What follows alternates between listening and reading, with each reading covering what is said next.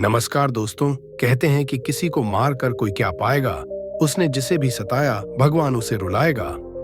दोस्तों, बहुत समय पहले प्राचीन भारत में अंगुलिमाल नाम का एक भयंकर डाकू रहता था।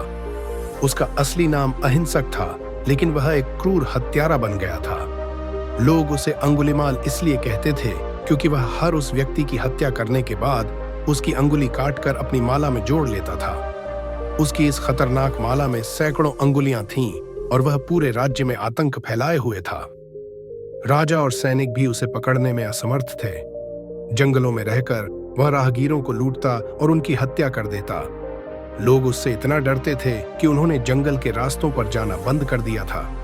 एक दिन भगवान गौतम बुद्ध अपने शिष्यों के साथ उसी जंगल से गुजर रहे थे। लोगों ने उन्हें चेतावनी दी कि उस रास्ते पर अंगुलिमाल डाकू रहता है जो किसी को भी नहीं छोड़ता। लेकिन बुद्ध ने मुस्कुराते हुए कहा, डर मत, मैं उस डाकू से मिलने जाऊंगा। जब अंगुलिमाल ने देखा कि बुद्ध उसकी तरफ बिना किसी भय के चले आ रहे हैं, तो उसने उन्हें रोकने की ठानी। वह तेजी से उनके पीछे दौड़ा, लेकिन आश्चर्यजनक रूप से वह बुद्ध के पास नहीं पहुंच पा रहा था।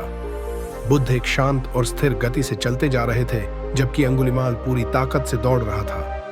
थककर अंगुलिमाल चिल्लाया, रुक जाओ सन्यासी। बुद्ध शांत स्वर में बोले, मैं तो पहले ही रुक चुका हूं, लेकिन तुम कब रुकोगे? अंगुलिमाल ने चौंक कर पूछा, तुम्हारा क्या मतलब है? तुम तो चल रहे हो और मैं दौड़ रहा हूं, फिर भी तुम कहते हो कि तुम रुक गए हो।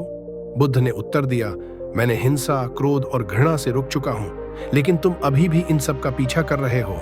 बुद्ध के इन शब्दों ने अंगुलिमाल के हृदय को छू लिया। उसकी आंखों से आंसू बहने लगे। उसने अपनी तलवार फेंक दी और बुद्ध के चरणों में गिर पड़ा। उसने बुद्ध से क्षमा मांगी और उनसे शिक्षा लेने का निवेदन किया। बुद्ध ने उसे उपदेश दिया, सच्ची शांति और आनंद केवल अहिंसा और करुणा के मार्ग पर चलकर ही प्राप्त हो सकती है। अपने जीवन को बदलो और दूसरों की मदद करो। अंगुलिमाल ने बुद्ध के वचनों को स्वीकार किया और अपना जीवन बदल लिया। वह एक शांतिप्रिय साधु बन गया और अपने पिछले कर्मों के लिए पश्चाताप किया। धीरे धीरे लोग भी उसे माफ करने लगे और उसे एक महान योगी के रूप में स्वीकार किया। यह कहानी हमें सिखाती है कि कोई भी व्यक्ति कितना भी बुरे मार्ग पर क्यों न हो, सच्चे ध्यान और करुणा से वह अपने जीवन को बदल सकता है।